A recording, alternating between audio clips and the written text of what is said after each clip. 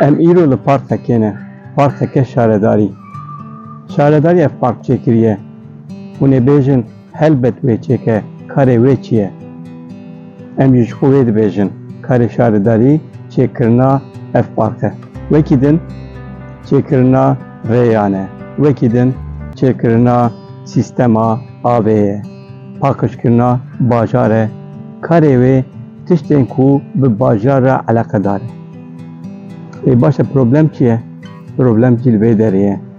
Em wisa difikirin lê dewleta Tirkiye wisa nafikire. Çima? Anha li Rojava bi navê xwe yê fermî li Bakur û Rojhilatê Sûriyeyê hilbijartin heye. Hilbijartin wê yazdeyê pûşberê yani yazdeyê vê mehê lê dar bikeve. Lê dewleta Tirkiye vê yekê naxwaze.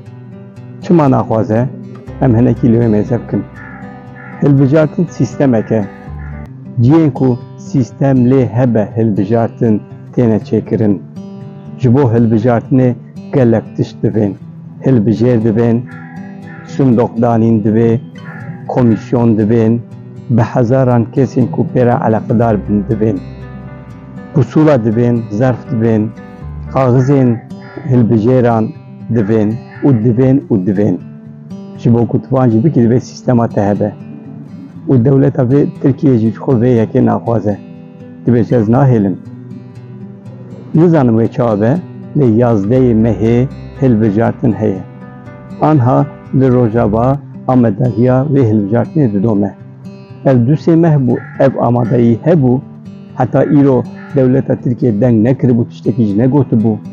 Lê ev heftekiya kanalên televîzyonên Tirkiyeyê yên sereke vê dikin mijar û yên ku beşdar dibin jî piranî dij derdikevin. Ji bo çi? Ma ew şaredarî divê parkê çê neke? Li vê derê çawa çêkirê divê li wê derî çê neke? Wê kî wê parkê çê bike? Wî kî rê çê bike? Ma sûce însan ji xwe re kesekî hilbijêrin, şaredarekî hilbijêrin û ji bo ku ji bo wan parkê çê bike. Li dinyayê ev ne sûce? Komîsyona hilbijartinê a Bakur û Rojhilatê Sûriyeyê bang li netewên yekbûyî kir, got werin me bişopînin, hilbijartinê bişopînin. Helbet em nizanin wê çawa be çawa nebe, lê hindik dem jê re maye.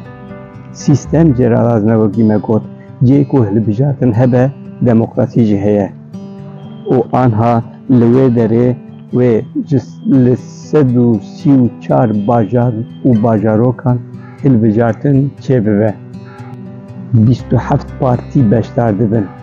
Du heb îtîfaq çêbûne, di nav her du îtîfaqan da gelek partî hene. Ji birî wan sê partiyan gotiye em ê bi serê xwe beşdarî hilbijartinê bibin û ji bilê wan jî hin berendamên serbixwe hene. Li gorî biryara komîsyonê kesên ku bi ser 18 salî de be dikarin deng bidin. Lê ew kes divê 5 sal bin li wir rûniştî bin yan jî hatibin wê derê.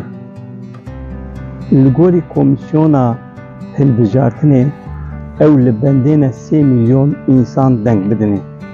Gelo wê 3 milyon însan deng bidine?